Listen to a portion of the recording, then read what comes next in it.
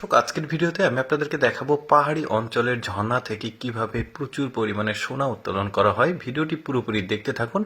দেখুন, এই যে এটা একটা পাহাড়ি অঞ্চল, এখানে ঝর্ণা রয়েছে, ঝর্ণার এখানে পানি বয়ে যাচ্ছে। এখান থেকে এই যে নুড়ি পাথর কিছু ময়লা একটা পাত্রে নেওয়া হয়েছে, তারপরে এই পাত্রটাকে সুন্দরভাবে চারিদিকে ঘোরানো হচ্ছে। দেখুন কি চমৎকারভাবে প্রচুর সোনা পেয়েছে। আরো অনেক সোনা উত্তোলন করা দেখাবো। যেমন এটা দেখুন, এখানে এটাও একটা পাহাড়ি অঞ্চল।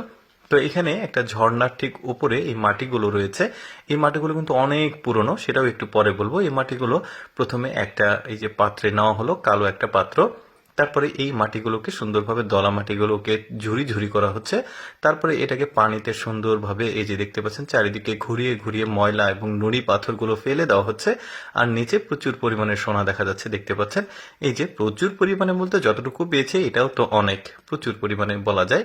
এরপরে দেখুন, এই লোকটা আবার আলাদা একটা পদ্ধতি ব্যবহার করেছে। এটা হচ্ছে পাপোশ, ওই যে আমরা পা মুছি ওই পাপোশটা, ওইটাকে নিয়ে এসে একটা কাঠের কোটরের উপরে রেখেছে।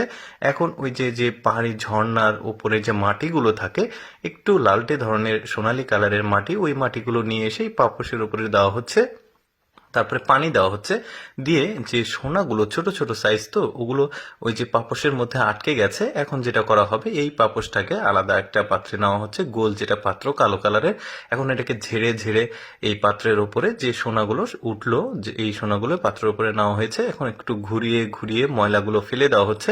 তারপরে যখন ময়লা একদম পরিষ্কার হয়ে যাচ্ছে, দেখুন এখন একটু সোনা দেখা যাবে ভেতরে, দেখতে পাচ্ছেন। এই যে দেখুন, ওই যে দেখা যাচ্ছে সোনা বেশ ভালোই পেয়েছে, একটু দলা দলা মনে হচ্ছে। তারপরে আরেকটা পদ্ধতি দেখুন, এখানে ঝর্ণার পানিগুলো পড়ছিল, তো এই লোকটা গিয়ে ঝর্ণা থেকে একটা মাটির দলা নিয়েছে। তারপরে আরো কিছু এখান থেকে মাটি নিবে, ওই যে দেখতে পাচ্ছেন বেলচাতে করে মাটি নিয়েছে, ওই একই রকম কালো পাত্র, এই পাত্রের উপরে নিয়ে চারিদিকে ঘুরিয়ে ঘুরিয়ে নুড়ি পাথর ময়লা কাদা এগুলোকে ফেলে দেওয়া হচ্ছে। তারপরে দেখুন নিচে প্রচুর পরিমাণে সোনা, এই যে দেখতে পাচ্ছেন। এখন এই সোনাগুলোকে নিয়ে এসে আলাদা একটা বাটিতে রাখা হচ্ছে। এটাকে বার বানাবে, কিভাবে বানাচ্ছে সেটাও দেখাই। কিছু একটা মেশানো হয়েছে।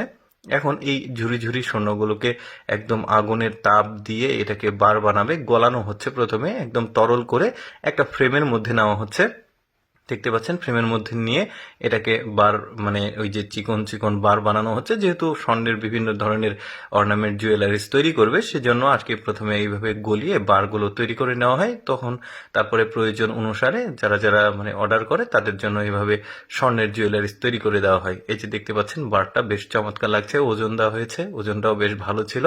দর্শক, আমি সবসময় চেষ্টা করি আপনাদের সামনে অজানা তথ্যমূলক ভিডিওগুলো উপস্থাপন করতে। এইরকম ভিডিও প্রতিদিন দেখতে। আমাদের ভিডিওটি কেমন লাগলো অবশ্যই কমেন্ট করে জানাবেন। ধন্যবাদ।